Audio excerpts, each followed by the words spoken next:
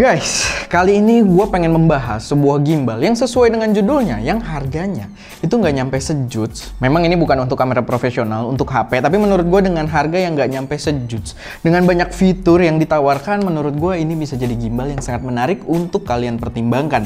Dan di sini gue pengen sedikit ngambil waktu dulu untuk mengapresiasi framing gambar yang ada di Studio ST, karena ini terlihat luas banget. Di sini gue lagi nyobain lensa yang harusnya sih video unboxingnya udah tayang, tapi yang jelas ini adalah lensa 12 mm, jadi dia sangat wide, dan gue nggak menyangka gue bisa mendapatkan gambar seluas ini dengan kamera APS-C ya. Ini kamera gue nggak terlalu jauh nih, so gue pegang tuh kan blek. Dan gue juga nggak ngerti kenapa tidak ada YouTuber yang membahas lensa ini untuk penggunaan video. So mungkin nanti gue yang akan bahas. Dan kalau misalkan kalian baru nemu channel ini, kalau kalian tertarik dengan teknologi dan hal-hal yang berkaitan dengan kamera, fotografi, videografi, nggak perlu ragu, langsung aja subscribe dan aktifin tombol notifikasinya biar nggak ketinggalan update-update terbaru dari kita. Buat kalian yang udah sering stay tune, terima kasih banyak pastinya buat support kalian di video-video kita. Dan oke, langsung aja kita bahas gimbalnya sendiri. Ini dia gimbal yang pengen gue bahas, yaitu adalah Zhiyun Smooth X. Dan ya, ini gimbal yang cukup unik karena kalian bisa lihat nih, packingnya aja tuh kecil banget. Nih sebelahnya ada HP gue dan dia kayak kardus HP aja gitu. Tapi di sini gimbalnya sudah tidak ada ya. Tapi pastikan kalian dapat kartu garansi kalau misalkan kalian beli. Nih dia distributor resminya adalah PT Aneka Warna setahu gue. Dan di mana gimbalnya? Bisa dikantongin karena ini kecil sekali guys. Ini mungkin bisa dilihat dari kamera atas ya. Nih gue taruh sebelah HP gue. Mungkin gue taruh kayak gini biar lebih gampang, dan kecil sekali gitu kan. Dan gue kasih lihat juga di kamera depan karena lensanya ganteng sekali ya.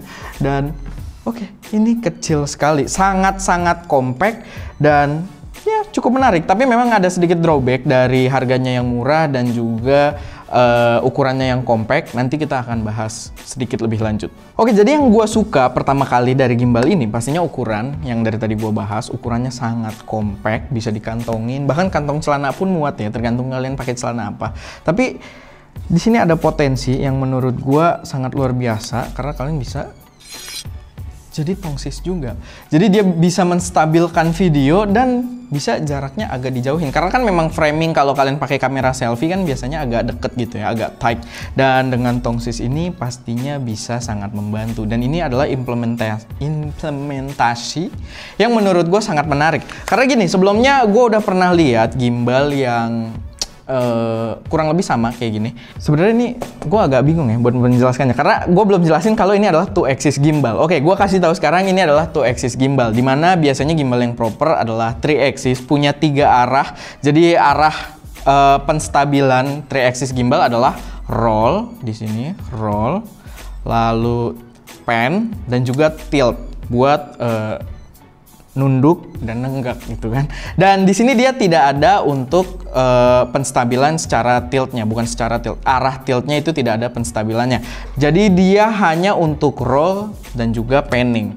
Dan sebelumnya dulu itu gue tahu ada sebuah gimbal yang menawarkan hal yang sama, 2-axis gimbal, tapi produknya itu kayak belum terlalu matang dan terkesan cuma kayak ya udah asal ada aja gimbal yang 2-axis.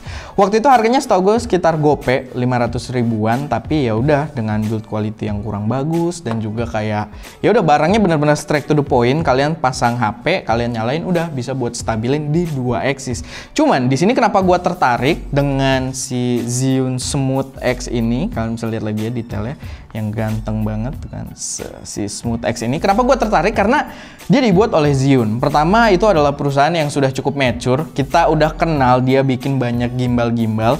Jadi di satu sisi gue merasa mereka memiliki R&D yang cukup kuat, research and development yang cukup kuat. Makanya dia bisa membuat sebuah gimbal yang 2-axis tetap compact tapi dengan fitur yang gokil-gokil. Salah satunya ya ini tadi bisa jadi tongsis karena kita nggak kepikiran ya sebelumnya gitu kan. Dan mereka kepikiran aja bisa jadi tongsis, bisa dinengokin kayak gini ya kan. Dan yang paling berasa adalah karena dia membawa sebuah branding, pastinya nggak mau terkesan kayak murahan, kayak barang-barang main-main, sehingga build quality-nya itu gokil banget. Ini gue kasih lihat nih bener-bener zooming ya, build quality-nya tuh oke banget. Dia pakai bahan plastik masih, tapi plastik yang plastik yang menurut gue masih sangat proper untuk dipakai nih. rapih banget, bener-bener build quality-nya rapih. Dan di sini kayak terkesan agak soft touch sih, tapi dia nggak bener-bener soft touch. Apalagi di sini ada, dan di belakangnya sini ada aksen karet. Mungkin aksen karet ini buat kalau kalian taruh bawah dia jadi lebih leket gitu kan. Walaupun gue nggak tahu fungsinya ketika kalau lagi vlogging. Tapi yang jelas ini barang yang matang banget dan banyak fitur yang diberikan. Tadi gue muncrat ya, nggak tahu itu kelihatan apa enggak. Jadi kalian bisa lihat. Pertama, oke, kita bahas build quality-nya dulu. Kalian bisa lihat ini proper. Kita punya tombol mode, punya tombol record, lalu kita punya joystick untuk pengaturan, lalu kita punya untuk ngatur zooming. Karena dia untuk smartphone ini pasti berfungsi, karena kalau misalkan di kamera kan biasanya butuh koneksi USB, sedangkan smartphone dengan Bluetooth aja dia biasanya udah otomatis nyambung. Lalu di sisi bawahnya, walaupun dia tongsis, kita tetap bisa kasih mungkin untuk tripod atau bisa tambah panjangin lagi untuk tongsisnya. Pokoknya ini adalah aksesoris yang menurut gua wajib gitu kan untuk alat-alat produktif. Dan ya, overall build quality-nya oke banget. Lalu dia juga menciptakan mekanisme locking nih ya, kayak gini nih. Kalian mungkin berasa kali ya ngelihat dari gambar aja. Tek, itu ngelock. Lalu kalau kita lipat, tek. Itu salah satu hal yang simple tapi menunjukkan kalau memang ada development dari si brand tersebut, dan ini menjadi sebuah produk yang cukup matang. Nah, berkaitan dengan bagian bawahnya, dia bisa dipasangin tripod, tapi sayangnya di paket penjualan ini yang harganya mungkin gue belum sebutin dari tadi, harganya sekitar 800 ribuan, nggak nyampe sejuta, sangat menarik. Cuman dia tidak mendapatkan mini tripod. Kayak gimbal-gimbal lainnya biasanya itu dapat mini tripod biar kita bisa taruh berdiri gitu kan. Mungkin nih gue buka dulu. Jadi kita nggak bisa taruh berdiri kayak gini, apalagi kalau ada HP. Ini bisa ya sebenarnya, cuman maksudnya kalau kalian taruh HP ya mikir aja gitu kan. Jadi kalian harus pakai mini tripod sendiri kayak gini. Atau kalau kalian memang videographer dan punya produk gimbal-gimbal juga, gimbal yang lainnya tuh selalu punya mini tripod, sekedar untuk berdiri aja. Dan ya mungkin gua akan naruh dia kayak gini aja, biar apa ya, biar gampang gitu kan. Nah, nih, kalau kalian mau berdiri, kalian harus spend duit lagi buat mini tripod, atau kalau kalian udah punya, paling nggak itu udah cukup bagus. Lalu di sini gue lupa buat mention dia pakai USB Type C ya, jadi udah cukup modern, dan gue selalu shout out itu untuk gear-gear produksi yang udah pakai USB Type C, karena masih banyak banget gear produksi yang nongol hari gini gitu masih micro USB, dan menurut gue itu jadi drawback tersendiri buat gue. Dan oke, mungkin langsung aja kita akan cobain si gimbalnya sendiri, tapi di sini ada sedikit note yang gue tuh agak, ini personally gitu kan, bukan hal yang mungkin konkret boleh kalian anggap menyebalkan, tapi buat gue cukup menyebalkan karena gimbal ini buat note juga biar kalian nggak kebingungan. Gimbal ini kalau kalian pertama beli, kalian keluarin dari box ya, kalian nyalain, dia tidak akan menyala. Walaupun locknya udah dibuka semua gitu kan, udah ready, lalu kalian nyalain, dia tidak akan menyala, tidak akan berfungsi. Kenapa? Karena kalian harus download aplikasinya dulu, yang namanya itu Cami, gue nggak tahu. Lalu kalian nanti masuk ke aplikasi tersebut dan kalian register and activating the product. Nanti connect Bluetooth dan dia akan activating. Kalian harus punya akun dulu dan baru aktif. Dan kita langsung cobain aja. Nantinya kalau dia udah activated, kalian nggak harus pakai aplikasinya juga. Kalian nyalain aja, asal udah ada HP, dia akan aktif gitu selama udah deactivated di awalnya. Oke, ini kalian bisa lihat dia juga kasih indikator biar gampang ya.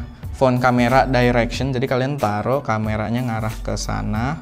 Dan kita coba sebalance mungkin ya, walaupun dia tolerirnya lebih baik lah daripada gimbal-gimbal kamera, tapi diusahakan balance ya kayak gini. Lalu kalian nyalain di sini.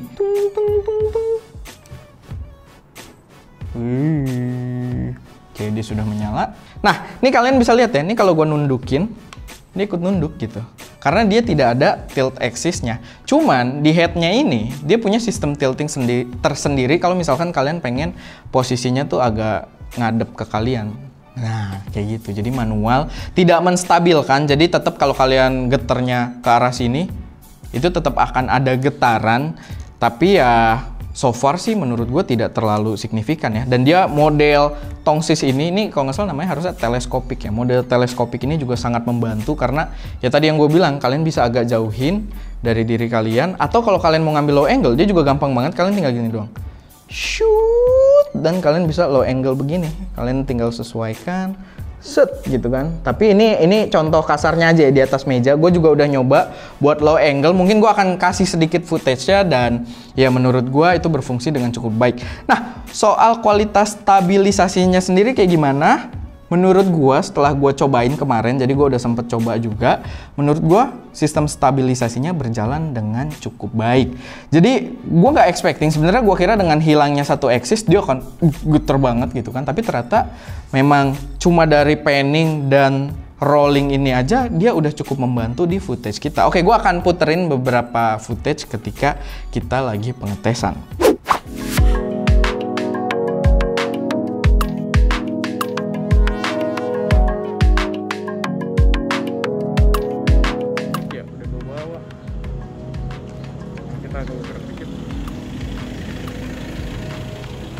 Mana Ska? Nah itu dia. Masa so asik deh lu Ska. Gua salah mulu aja. Ya cukup proper lah buat nge-vlog. Nah itu kalian bisa lihat ya, footage-nya tuh cukup baik. Dan gue bahkan seneng banget dengan footage low angle ketika gue pakai si Redmi ini. Dia di lensa yang ultra wide dan gue ngikutin kakinya Ska tuh low angle. Dan itu menurut gue menarik banget ya hasil gambarnya gitu dengan karakter dia low angle. Low angle-nya juga nggak terlalu susah karena tadi gue praktekin lagi nih. Gue makanya tinggal kayak gini. Jadi ini kan jauh banget tuh ya. Jadi gue nggak perlu nunduk-nunduk parah gitu. Dan berfungsi dengan baik. Dan ya kualitasnya kalian silahkan nilai sendiri. Biar lebih jelasnya di sini kita juga agak sedikit cobain nih. Kita buka ZY Kami, lalu kita ke bagian kamera, connect. Oh ada satu hal sebenarnya yang belum gue praktekin, yang cukup menarik. Dimana dia kalau kita pencet tombol mode ini 2 kali, jadi mode vertikal.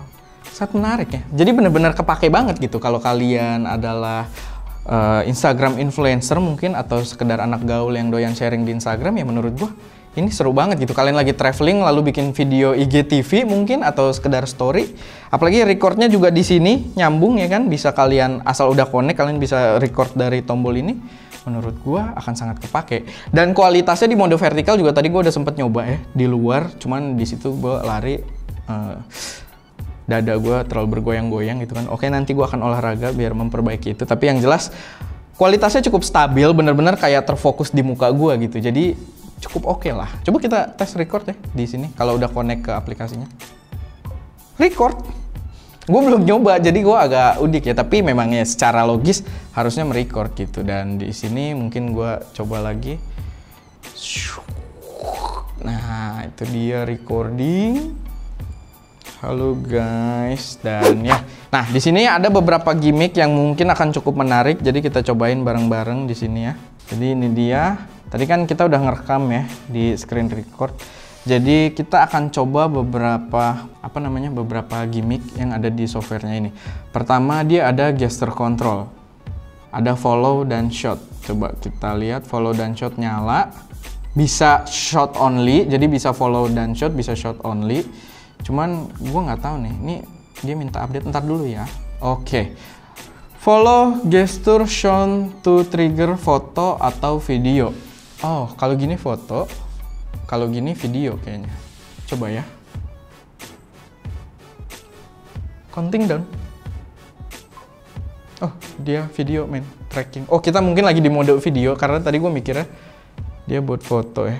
Tapi trackingnya kok tidak jalan ya. Mungkin gue harus pelajari lebih lanjut. Coba kalau kita di mode foto. Kita di mode foto dan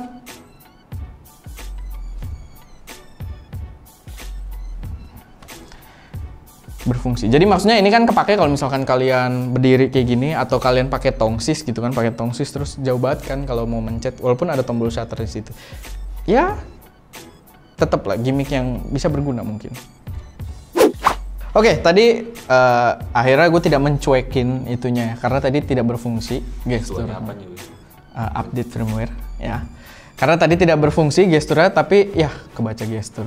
Tapi sekarang setelah update, kalian bisa lihat kotaknya mengikuti muka gue dan gue gini biar karena ini kurang tinggi tapi ya bisa ke Shipesha. Iya, kita coba lewatin tiang. Iya, bisa loh. Iya. Oke.